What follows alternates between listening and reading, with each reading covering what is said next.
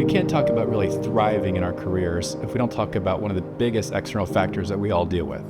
That's the administrative burden that all physicians and APPs are handling every day. There was a time in medicine where communicating with our patients was old school.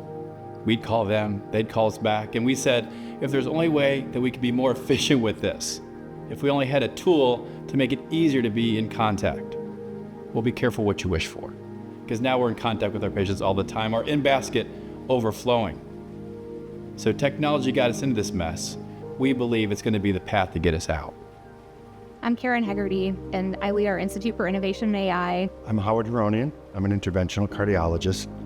I have the privilege of leading the Heart and Vascular Institute here at Novant Health. I've often said that my goal would be to provide our physicians and our APPs with a tool that has them never document, never code again. Never have to touch the record for that. And if we can get there, I think AI will be a success.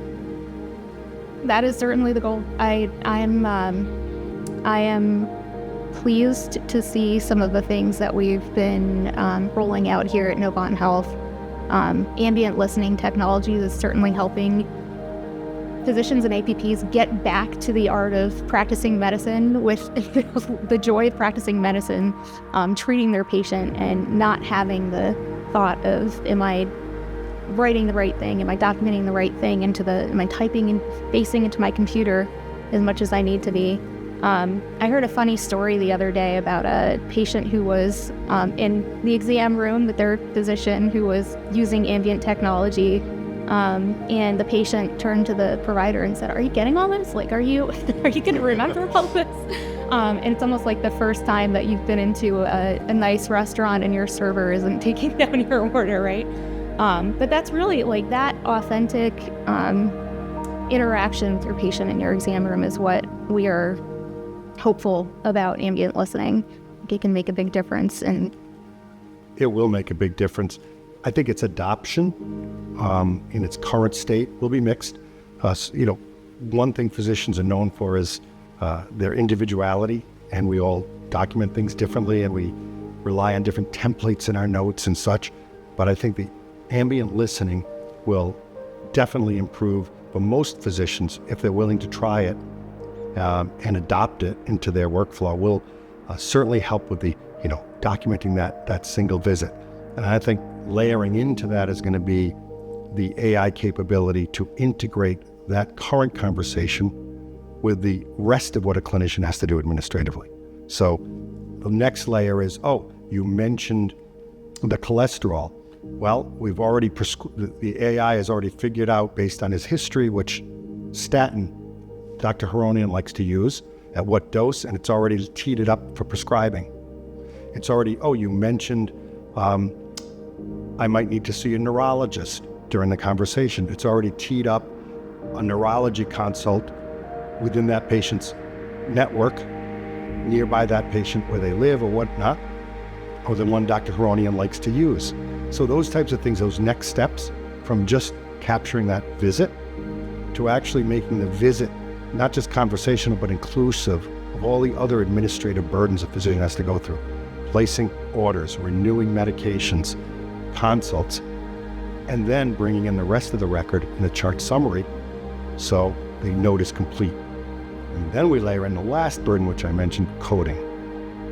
Making sure that I don't have to worry about changes in CPT codes or levels of service, or does the EKG get bundled with this, or did this echo done the same day get billed correctly with that? All of that should be done. Because the one thing that's really nice about the electronic record is it knows all. It knows everything that was done, and now we're letting it hear all. So if you put those two things together, AI should be able to connect the dots and close it out without the physician having to do any documentation or any coding. Absolutely. And that you mentioned this aspect of personalization as well. Like the AI can know you as a provider and know your preferences, and that's huge. There's an enormous opportunity to reduce pajama time, right? And chart summarization is something that's possible now. with generative AI. So we can quickly provide a summary of what happened to your patient in the previous 12 hours, what happened to your patient in the previous 6 months since you've seen them, and reduce all of that pre-charting, that pre-visit time and preparation when sometimes that happens when physicians and APPs should be spending time with their family, right? I agree completely that pre-charting or note prep, whatever you want to call it, some of us do it on the Sunday night before the Monday clinic. Some of us try to do it in real time, but then that cuts into the clinic time. It's incredibly necessary but time consuming to have a good visit to do that pre-charting. What happened in the last 6 months? Everything in a longitudinal way. And it has to include things that are within our health system and happened outside our health system. And epics are getting connected now.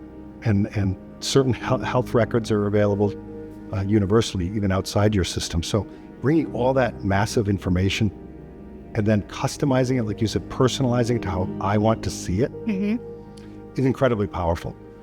So I think we are hitting on a lot of the pain points for what leads to a lot of the physician burnout since the introduction of the EHR. It's documentation burden, it's coding burden, it's chart summary. It's, like I said, this massive database, but it puts a burden on me now to ingest all of that, digest it while I'm talking to the patient, and then coming up with a plan that's comprehensive and personalized to that patient. So I'm all for it. I think we're on the verge of it. I'm really excited to be working with you and your team, and we'll continue down that path, but we won't rest until we reach our goal, right? We're going to keep getting better at getting better.